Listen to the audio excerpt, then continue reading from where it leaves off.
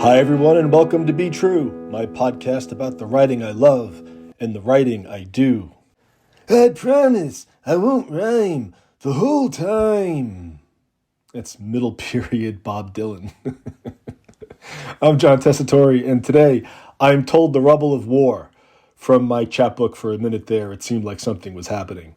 You can find For a Minute There and all my work at johntessitore.com.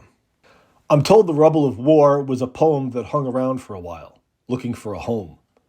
Its original title was Hearts and Minds, which is a pretty good title, especially if it had been a reference to an important documentary about the Vietnam War, produced in 1974, also called Hearts and Minds. In that case, it would have been a perfect title for a poem that is, in fact, about the Vietnam War. Except that I didn't know anything about that film when I wrote the poem, and I'm embarrassed to say I still haven't seen it. Instead, I chose the title as an ironic critique of the administration of George W. Bush, which justified the endless war in Afghanistan and Iraq using the exact same language that had been used 30 years earlier to justify the war in Vietnam. Apparently, we're always trying to win the hearts and minds of the people we bomb. And somehow, we keep losing. In any case, the poem didn't feel like the kind of thing younger journal editors would love, or even understand, for reasons I'll discuss. So it hung around in my Please Don't Recycle Me folder, until it found its place as part of the semi-autobiographical chapbook For a Minute There. Before I read the poem, let me set the mood with a little music. But buckle up. This could get rough. War is something that I despise. It means the destruction of innocent lives. War means tears in 1,000 mothers' eyes when the sons go off to fight and give their lives in war. What is it good for?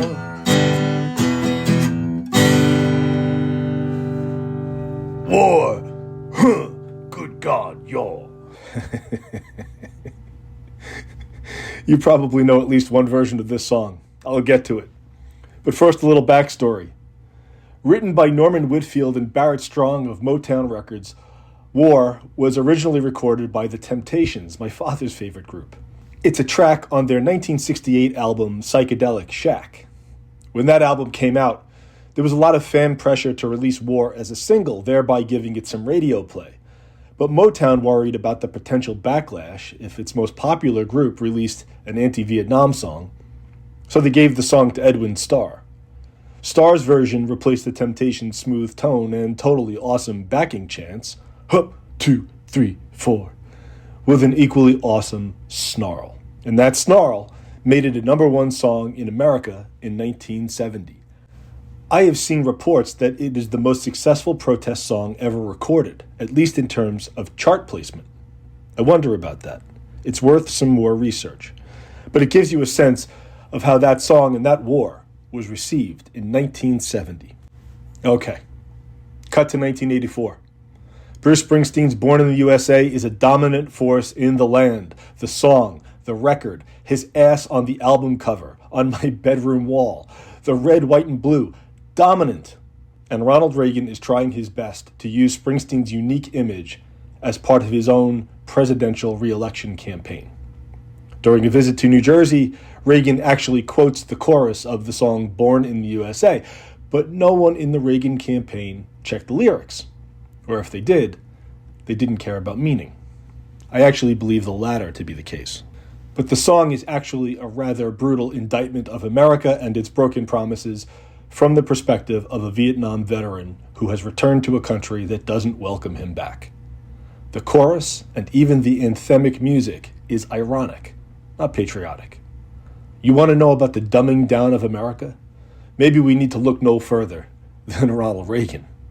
So Springsteen, who fears and reviles Reagan's policies, has to do something quick. He records a version of Edwin Starr's War, complete with the "Good God, y'alls," and releases it as part of his live box set. The fuckers can't miss the message this time. Springsteen's version reached number 8 in the charts 15 years after Starr's version was number 1. And of course, it came with a memorable introduction, which I can still recite by heart.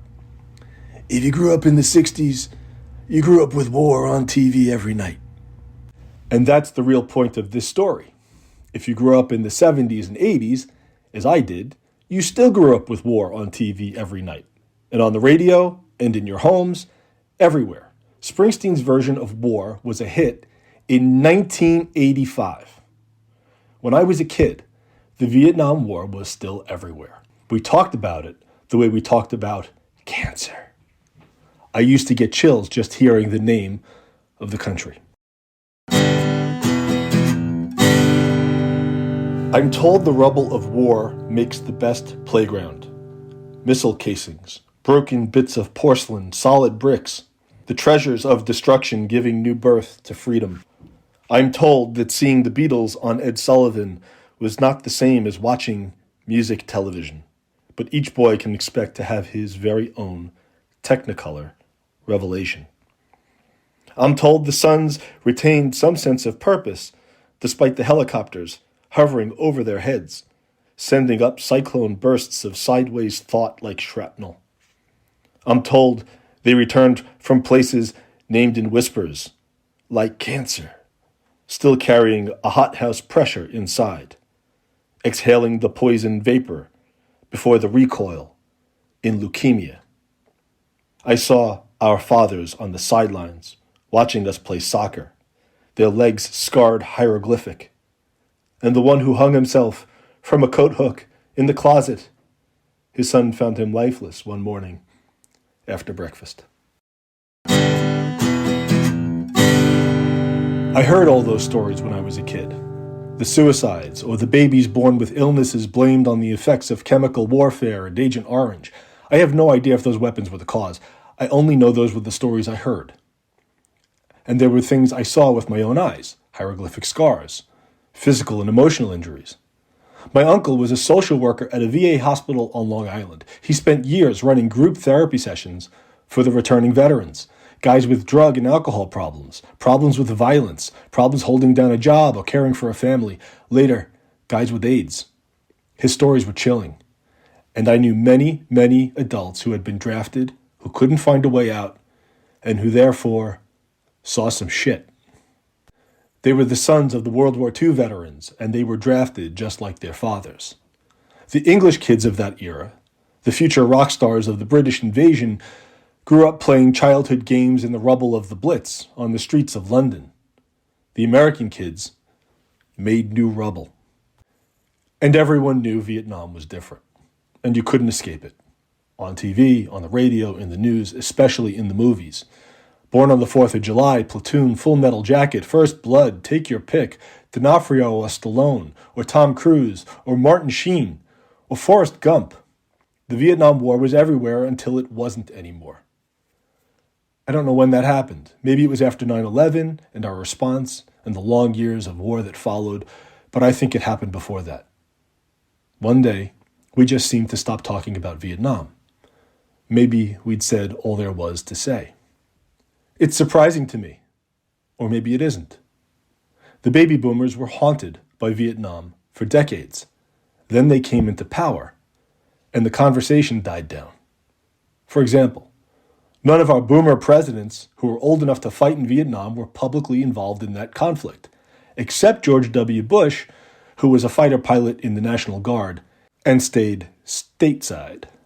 The rest had no involvement to speak of, not even as prominent activists, and all have been eager to avoid the subject in their political lives.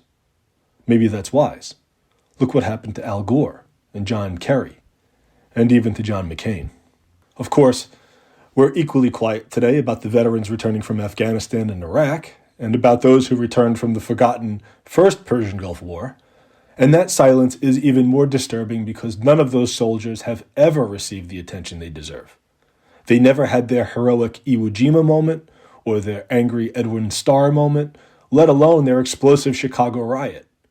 For that, I blame the socioeconomics of who serves and who doesn't. For example, I didn't serve. And I blame the end of the draft in America. Again, I didn't serve. And I blame the speed with which the new media whips up a backlash of outrage, which is always easier than self-reflection or self-criticism. Just ask the Dixie Chicks what happens today when you utter a sentence or two in protest against a bad war. Maybe it's best to keep your mouth shut, keep your head in the sand, and let the missiles fly past you. But looking back on my childhood and remembering the very evident pain of the fathers on the sidelines watching us play soccer, some of them pretty messed up, I still wonder what happened to all that outrage and what the cost of the new quiet has been for us today. All of which is a long way of saying that I hope we can remember the costs of war in the year ahead. It looks like we're going to have to. I hope we remember the soldiers and civilians caught in the crossfire and choose them over whatever temporary policy has upended their lives. And I hope that we pressure our leaders relentlessly into making humane decisions and not just profitable or expedient decisions, especially the old boomers we're stuck with, the new masters of war, the ones who did not fight in or against the Vietnam War in their youth and who now have all the power. Power should always be very, very expensive for the powerful, and always most expensive in matters of war and peace. And so, in the hope that we can all have just a little peace in 2024, even if it's expensive for the fuckers in power, this is John Tessitore concluding another installment of Be True. If you've listened this long, thank you. You can find more about my work at johntessitore.com. But first, don't settle for my crappy musicianship. Go play Springsteen's War or Edwin Starr's War or The Temptations' original. In fact, turn off this podcast right now and listen to all three in sequence. They all say it better than I ever could. Special thanks to me for today's theme music, which I call E-Chord. Maybe we'll talk again later. And if you enjoyed this little podcast, leave some stars or a review and tell your friends. In the meantime, I gotta feed the dog. All right, Luna, I'm coming.